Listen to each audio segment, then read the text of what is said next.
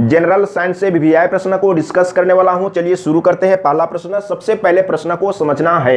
Alkene का सामान्य सूत्र है। एल्केन का सामान्य सूत्र क्या होता है? तो हमेशा के लिए आपको याद कर लेना है, एल्केन का सामान्य सूत्र होता है CnH2n+2 होता है। तो देख लीजिए कहां पर है, सी ऑप्शन सही है। एक बार अच्छा से पढ़िए, सीखिए, फिर कभी कोई दिक्कत नहीं होगा। अगला प्रश्न दूसरा नंबर, इसमें क्या बोल रहा है? एल्किन का सामान्य सूत्र है। एल्किन का सामान्य सूत्र होता है CnH2n, इतना ही होता है एल्किन का। तो एल्किन का सामान्य सूत्र याद कर लेना है। देख लीजिए कहां पर है, बी ऑप्शन सही है। और मैं कार्बन चैप्टर को एक बार अच्छा से पढ़ाया था, अगर आप वीडियो नहीं देखे होंगे तो वीडियो देख लीजिए, कॉन्सेप्ट क्लियर हो जाएगा। अब चलते हैं अगला प्रश्न तीसरा नंबर। सबसे पहले प्रश्न को समझिए, इसमें क्या बोल रहा है?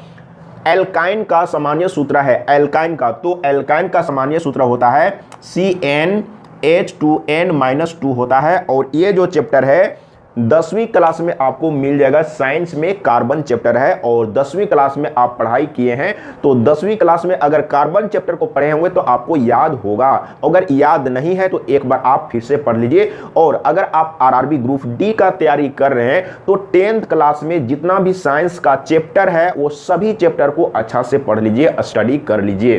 तो ये भी चैप्टर 10वीं क्लास में आपको मिल जाएगा। तो इसका सही आंसर कहां पर है?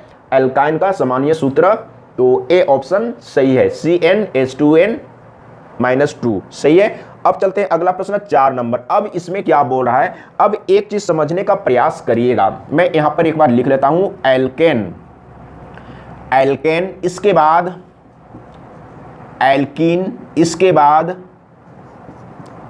एल्काइन। ये आप हमेशा के लिए याद रखिएगा, एल्काइन। तो इसमें क्या बोल रहा है? कौन असंतृप्त हाइड्रोकार्बन है? तो ये दोनों, ये है संतृप्त और ये दोनों है असंतृप्त। हमेशा के लिए याद कर लीजिएगा, ये दोनों क्या है? असंतृप्त हाइड्रोकार्बन है। तो अब यहां पर समझने का प्रयास कीजिएगा। और संतृप्त हाइड्रोकार्बन में सिंगल बॉन्ड होता है और एल्किन में, एल्किन क्या है? असंतृप्त है, लेकिन एल्किन में डबल बॉन्ड होता है और एल्काइन में ट्रिपल बॉन्ड होता है। लेकिन यहां पर अणुसूत्र लिखा हुआ है, तो कैसे पहचानेंगे कि असंतृप्त कौन है? अब समझने का प्रयास कीजिएगा।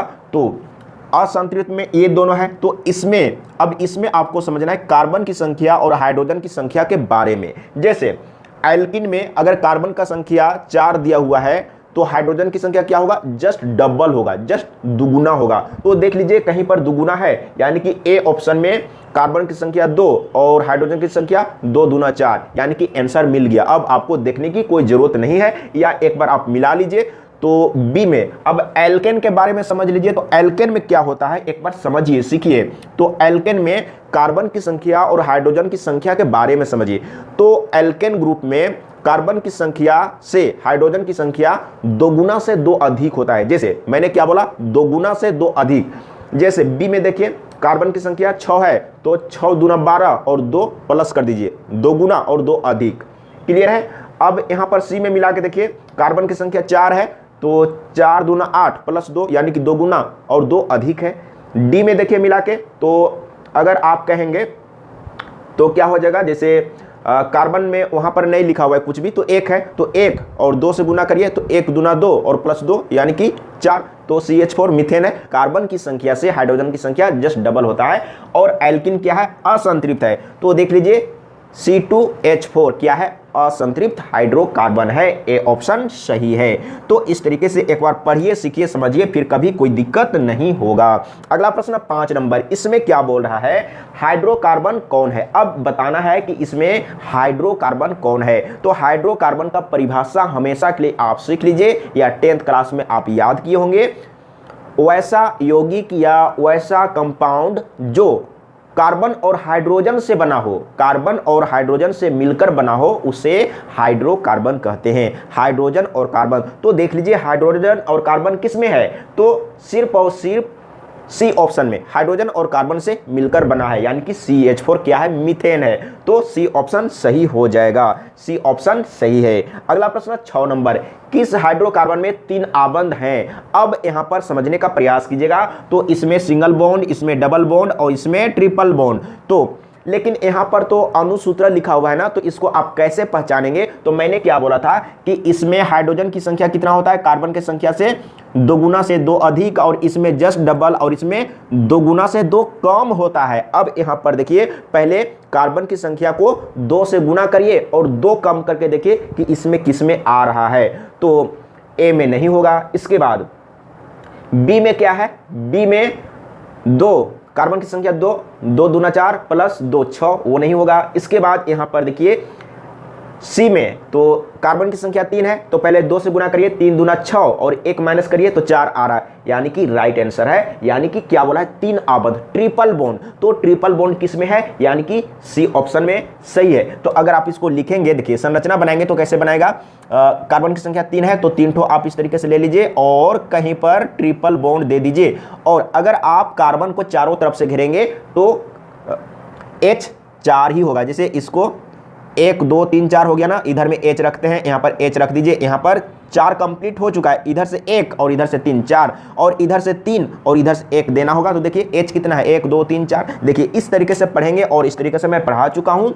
और अगर इस तरीके से आप डिटेल में पढ़ना चाहते हैं तो मैं 10 क्लास का भी पढ़ा रहा हूं। तो अगर आप मैं चैनल बता देता हूं, जिसे आप PCM 89 टीवी देखे थे पहले, तो ये 10 क्लास के लिए चैनल है, आप देख सकते हैं। तो अब चलते हैं अगला प्रश्न। ये तो क्लियर हो चुका है ना। 7 नंबर, यहां पर कौन संतृप्त हाइड्रोकार्बन है? संतृप्त, तो संतृप्त का मतलब कि एल्केन ग्रुप। संतृप्त का मतलब एल्केन ग्रुप। तो एल्केन ग्रुप में क्या होता है? Methane, ethane, propane. तो देख लीजिए प्रोपेन लिखा हुआ है, तो ए ऑप्शन सही है। और इसी तरह का प्रश्न एग्जाम में आता है, और भी डिटेल में मैं पढ़ा चुका हूं, एक बार आप वीडियो को देखिए। अब चलते हैं अगला प्रश्न। अगला प्रश्न में क्या है? N2 अणु में N2 अणु में कितने सहसंयोजक अणु होते हैं? अब यहां पर समझिएगा, N का मतलब नाइट्रोजन। तो नाइट्रोजन का संयोजकता, वैलेंसी कितना होता है? 3 होता है। तो जितना वैलेंसी होता है उतना ही सहसंयोजक अणु होते हैं, याद रखिएगा।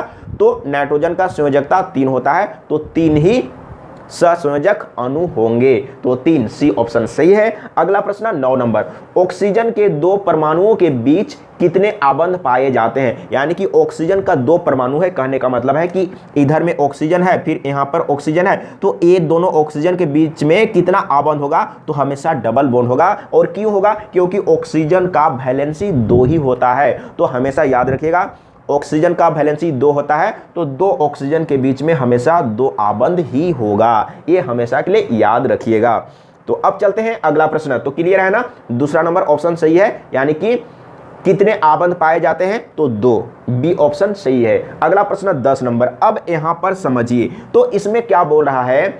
COOH प्रक्रियात्मक समूह को क्या कहते हैं? जैसे COOH लिखा हुआ है तो बोल रहा है कि इसको क्या कहते हैं? इसको क्या कहते हैं? इसका नाम क्या है? तो ये कार्बोक्सिलिक अम्ल है, याद रखिएगा, कार्बोक्सिलिक अम्ल है। तो कहां पर लिखा हुआ है? ए ऑप्शन सही है, कार्बोक्सिलिक अम्ल है। और अब चलते हैं आगे। आगे क्या है? 11 नंबर में। अब यहां पर समझने का प्रयास कीजिएगा। तो C2H5OH का प्रक्रियात्मक समूह है। अब यहां पर समझिए, प्रक्रियात्मक समूह लिखा हुआ है ना, तो उसके जगह में, प्रक्रियात्मक समूह के जगह में क्रियाशील समूह भी लिखा हुआ हो सकता है, या अभिक्रियाशील समूह लिखा हुआ हो सकता है, या इंग्लिश में फंक्शनल ग्रुप लिखा हुआ हो सकता है, याद रखिएगा। तो इसमें क्या है? OH है, तो OH क्या है? अल्कोहल। OH क्या है? अल्कोहल। और COOH क्या है? कार्बोक्सिलिक अम्ल। हमेशा के लिए याद कर लीजिए। और एल्डिहाइड होता है CHO, एल्डिहाइड होता है CHO। और कीटोन होता है, देखिए इस तरीके से कीटोन होता है, इस तरीके से CO, या CO को इस तरीके से भी लिखा जा सकता है, देखिए इस तरीके से। तो ये क्या है? कीटोन है, ये भी कीटोन है, ये अल्कोहल है, ये कार्बोक्सिलिक अम्ल है, और ये एल्डिहाइड है। और मैं एक बार पढ़ा चुका हूं। और अगर जो लोग पढ़ने के लिए इंटरेस्टेड हैं तो कमेंट में लिख के बताइए, मैं पढ़ाऊंगा। आप लोग वीडियो नहीं देखते हैं, इसलिए मैं बनाना बंद कर देता हूं, क्योंकि मैंने एक बार बोला भी था कि 10 से 15 दिन के अंदर में मैं साइंस को कंप्लीट कर दूंगा, लेकिन लोगों ने वीडियो को नहीं देखा, जिसके चलते मैं बनाना ही बंद कर दिया था। तो अब चलते हैं अगला प्रश्न। इसका आंसर तो मिल चुका है ना, अल्कोहल। सी ऑप्शन सही है, OH है ना, तो अल्कोहल है। अगला प्रश्न 12 नंबर, ब्यूटेन का सूत्र है ब्यूटेन। अब यहां पर समझिए, जैसे आप एल्केन ग्रुप में किसी का भी अगर आप सूत्र लिखना चाहते हैं, जैसे इसका सूत्र लिखना चाहते हैं, इसका सूत्र लिखना चाहते हैं, तो आप आसान तरीके से लिख सकते हैं। जैसे ब्यूटेन का मतलब एल्केन ग्रुप याद होना चाहिए, एल्केन ग्रुप का।